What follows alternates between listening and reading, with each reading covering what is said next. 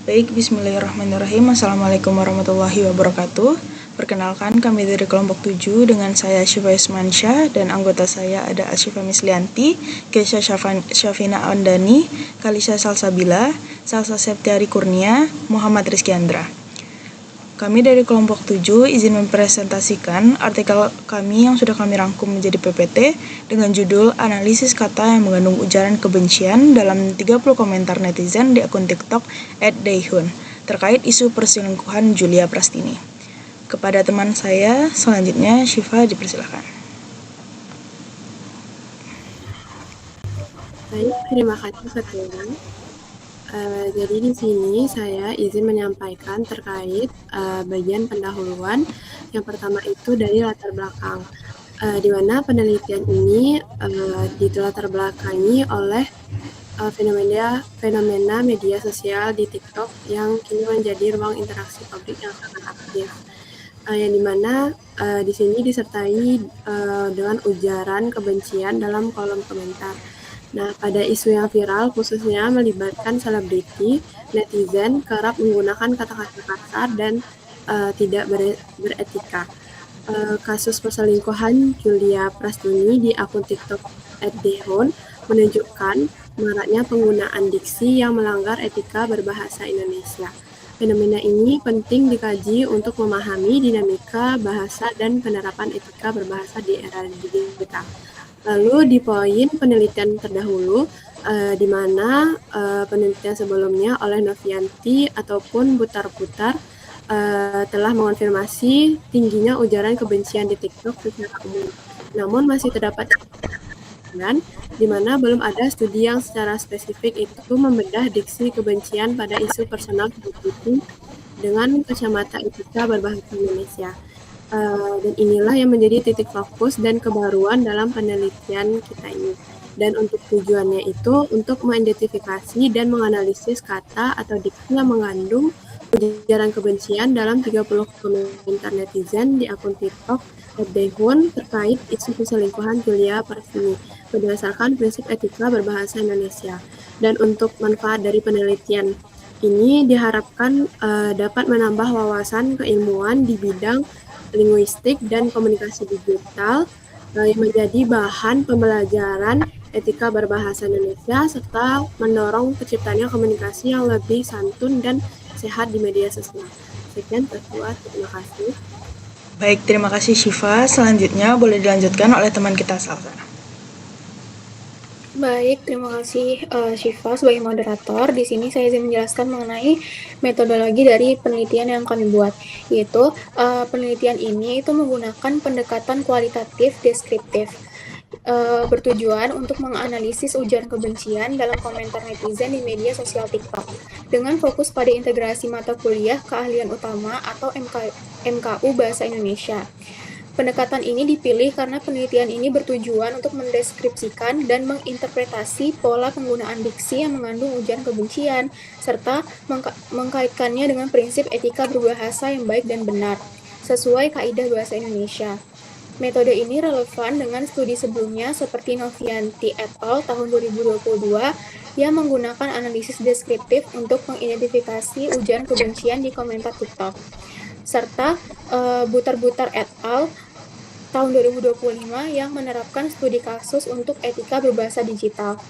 Selain itu, Zulfikar dan Nur Hanifah tahun 2024 memberikan dasar untuk analisis dinamika intoleransi di TikTok yang disesuaikan dengan konteks isu perselingkuhan Julia Prastini. Mungkin sekian, dikembalikan kepada moderator. Baik, terima kasih Salsa. Selanjutnya boleh dilanjutkan kepada teman kita Keisha. Baik, terima kasih Ketua izin untuk menjelaskan terkait hasil dan pembahasan yang kami dapat untuk artikelnya. Nah, yang pertama, komentar yang pertama ini ada beberapa sampel yang kami ambil, ada sekitar 2 sampel di sini. Yang pertama itu Jule POV selingkuhan holik.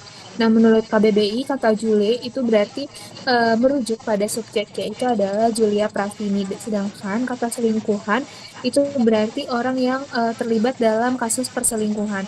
Nah, sedangkan akhiranholik itu merujuk pada kata atau dianggap sebagai kebiasaan yang terjadi secara berlebihan. Nah, maka dari makna KBBI sendiri, selingkuhanholik itu bermakna kiasan sebagai label negatif yang menuduh subjek itu memiliki perilaku buruk. Nah, lalu untuk situasi dan kondisi, komentar itu muncul sebagai bentuk sindiran atau sarkastik yang menyatakan bahwa Julia Prestini atau Jule itu dari sudut pandang penutur dianggap suka berselingkuh atau sering terlibat sebagai perselingkuhan. Nah, tujuan dari komentar ini, jadi komentar tersebut bertujuan memberikan stigma kepada subjek dengan cara melekatkan label negatif itu agar identitas subjek dikaitkan dengan perilaku yang dianggap buruk. Nah, selain itu juga, komentar ini berfungsi sebagai provokasi, yaitu untuk memancing reaksi atau komentar lanjutan dari netizen lain, sehingga isu itu akan semakin ramai dan penilaian negatif terhadap subjek tersebut akan berulang di ruang publik digital.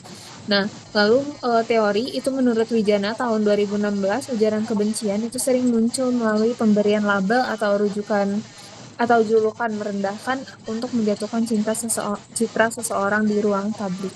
Nah, boleh next. Nah, ini untuk komentar kedua yang kami ambil untuk dibahas di PowerPoint, yaitu ternyata Jule cantik pas mingkem doang. Nah, jadi kata mingkem menurut KBBI itu merupakan bentuk bahasa non-baku yang berarti diam atau menutup mulut. Nah, kata ini itu memiliki konotasi yang kasar dan sering digunakan dalam konteks merendahkan atau malah membungkam seseorang. Nah, untuk situasi dan kondisi yang digunakan untuk menggunakan komentar ini, jadi komentar ini itu muncul ketika subjek sedang berbicara di video klarifikasi. Nah, penilaian kecantikan subjek direduksi hanya pada kondisi ketika ia tidak berbicara, menunjukkan kecenderungan masyarakat untuk menilai perempuan berdasarkan penampilan fisik semata. Dan tujuannya, jadi komentar ini bertujuan untuk merendahkan eksistensi subjek sebagai individu yang memiliki suara dan juga pendapat. Dan pernyataan ini secara implisit menyarankan bahwa subjek seharusnya diam agar tetap dianggap bernilai. Nah, teorinya itu dikaitkan dengan teori Fredrickson dan Roberts tahun 1997 dalam teori objektifikasi menjelaskan bahwa perempuan kerap direduksi menjadi objek visual, dan komentar ini memperkuat budaya misoginis dengan menegasikan hak subjek untuk berbicara di ruang publik. Nah, boleh nih. Nah, jadi ini di sebelah kiri ada diagram. Bisa kita lihat di sana ada diagram menyerang subjek, membentuk opini negatif, mempermalukan di ruang publik, mengomentari fisik, dan juga dehumanisasi. Nah, jadi berdasarkan diagram batang yang kita bisa lihat di sebelah kiri tersebut, ujaran kebencian terhadap Julia Prastini atau Jule itu menunjukkan tujuan yang beragam. Tujuan yang paling dominan di sini adalah membentuk opini negatif dengan 9 data yang menunjukkan upaya netizen untuk membangun citra buruk dan memengaruhi persepsi publik terhadap subjek atau terhadap Jule. Nah, sementara itu tujuannya menyerang atau menghina itu dan juga mempermalukan di ruang publik dan juga mengomentari fisik atau body shaming masing-masing ditemukan sebanyak 6 data, yaitu mencerminkan pola ketidaksantunan berbahasa yang berulang. Adapun dehumanisasi merupakan tujuan yang paling sedikit muncul, yaitu 3 data, namun tetap berpotensi menghilangkan nilai kemanusiaan subjek. Nah, jadi secara keseluruhan, temuan ini menegaskan bahwa media sosial itu berperan kuat dalam membentuk dan juga menyebarkan opini negatif terhadap individu. Dan di sini bisa kita lihat pada diagram di sebelah kiri bahwa data yang paling tinggi itu adalah membentuk opini negatif berdasarkan 3 sampel atau 3 komentar yang kami ambil. Nah, mungkin sekian dari saya kembalikan kepada moderator. Baik, terima kasih Keisha. Selanjutnya kita berikan kepada teman kita Ica. Oke, terima kasih Ketua. Jadi izin menjelaskan untuk bagian simpulan. Jadi dari data yang telah kita kumpulkan, itu dapat diambil kesimpulan bahwa penggunaan bahasa dalam kolom komentar media sosial yang membahas subjek yaitu Jule atau Julia Prastini menunjukkan kecenderungan komunikasi yang tidak santun. Nah, komentar yang muncul banyak mengandung ejekan, sindiran, perbandingan merendahkan, serta ungkapan bernuansa negatif terhadap penampilan. Hal ini menandakan bahwa rendahnya kesadaran pengguna media sosial terhadap etika berbahasa di ruang publik digital. Oleh karena itu, dari penelitian yang telah dilakukan, itu dapat disimpulkan bahwa kita diperlukan untuk penguatan literasi berbahasa dan juga etika komunikasi digital agar interaksi daring berlangsung lebih santun dan juga tidak menormalisasikan adanya perundungan verbal di media sosial. Mungkin cukup sekian, Ketua. Baik, terima kasih Ica. Selanjutnya, ini adalah bukti dari SS luaran kami. Ada bukti submit yang tertera pada kiri layar. Kemudian pada kanan layar itu adalah halaman awal dari artikel jurnal yang kami miliki. Kemudian selanjutnya ini adalah bukti SS luaran yang dari luar, yang ini kami membuat sebuah poster. Kemudian selanjutnya saya berikan kepada teman kami Andra. Oke, baik, izin melanjutkan ke yang terakhir, yaitu pembagian tugas dan dokumentasi. Pembagian tugas dalam kelompok 7 dilaksanakan secara proporsional dengan seluruh anggota kelompok berpartisipasi aktif dalam proses pembahasan dan pembuatan proyek, meliputi pengumpulan data, analisis, serta penyusunan. Kelompok kita itu dibagi menjadi yang ketua, yaitu Syifa Yusmansyah. Nama anggota ada Syifa Mislianti, Keisha Safina Andani, Felicia Salsabila, Salsa Septiari, dan saya sendiri yaitu Muhammad Rizky Andra. Mungkin sekian. Baik, terima kasih Andra. Berdasarkan pertemuan kita selama ini, kesan dan pesan pembelajaran kami terhadap bahasa Indonesia bersama Miss Kyo. Kesan kami, belajar bersama Miss Kyo merupakan pengalaman yang sangat menyenangkan dan bermakna, di mana suasana perkuliahan terasa hidup karena penyampaian materi yang dilakukan secara luas, komunikatif, dan mudah dipahami. Meskipun terkadang terasa menegangkan karena ada kuis-kuisnya, hal tersebut justru membantu mahasiswa untuk lebih fokus, disiplin, dan bertanggung jawab dalam mengikuti proses pembelajaran.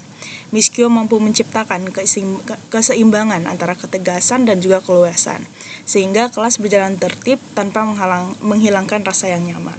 Kemudian pesan kami untuk Miss Kyo, semoga Miss Kyo senantiasa mempertahankan integritas, profesionalisme, serta konsistensi dalam menerapkan kedisiplinan yang proporsional, dan diharapkan pula Miss Kyo terus menjadi dosen yang inspiratif bagi kami, menyenangkan, dan mampu membimbing mahasiswa-mahasiswa lainnya dengan pendekatan yang terus humanis dan berkualitas.